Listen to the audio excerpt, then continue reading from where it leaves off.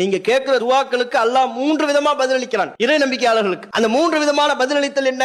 ஒன்று, அவர் கேட்பதையே தருவான், என்ன கேட்கிறோமோ அதையே தருவான், அது பதிலளித்தல். இரண்டாவது முறை ஒன்று இருக்கிறது அல்லாஹ்வுடைய பதிலளித்தலில், அவர் எதை கேட்கிறாரோ அதை அல்லாத இன்னொன்றை அல்லாஹ் அவருக்கு தருவான். அவர் ஒன்னு நன்மை விளங்கி கேட்பாரு, ஆனா அல்லாஹ் தான் அவருக்கு எது நன்மை என்பதை அல்லாஹ் தான் பரிபூர்ணமா அறிந்தவனாக இருக்கிறான். அவர் கேட்டதை கொடுக்காம இன்னொன்னு அல்லாஹ் கொடுப்பான். மூன்றாவது முறை கேட்டதையும் அல்லாஹ் கொடுத்திருக்க மாட்டான், அவர் கேட்டது அல்லாத இன்னொன்றையும் கூட அல்லாஹ் அவருக்கு கொடுத்திருக்க மாட்டான். நபிகள் நாயகம் ஸல்லல்லாஹு அலைஹி வஸல்லம் அவர்கள் சொல்கிறார்கள், அவருடைய பிரார்த்தனையை அல்லாஹ் மறுமையில சேமிப்பா வைப்பான். மறுமை நல்ல மூமின்கள் செல்வார்கள், சுவனத்திற்குள் நுழைகின்ற பொழுது ஏராளமான பரிசு மலைகளை அல்லாஹ் குவித்து வைத்திருப்பான். அமல்களுக்குரிய கூலிகளாக அங்கே அவருக்கு சொல்லப்படும், இந்தாப்பா இதெல்லாம் உனக்குரியதுதான் அப்படின்னு அல்லாஹ் அந்த அடியாருக்கு கொடுப்பானோ. அப்ப அந்த அடியார் கேட்பாரு, இறைவா இவ்வளவு பரிசுகளை பெறக்கூடிய வகையில நான் எதையுமே செய்யலையே, நான் எந்த செயலை செய்ததற்காக இவ்வளவு வெகுமதிகள் இவ்வளவு பரிசுகள் மலை போல் குவிக்கப்பட்டிருக்கிறது? அந்த அடியானுக்கு பதில் சொல்லப்படும், இது எல்லாமே உன்னுடைய பிரார்த்தனை, உன்னுடைய எந்த பிரார்த்தனையும் வீண் போகல.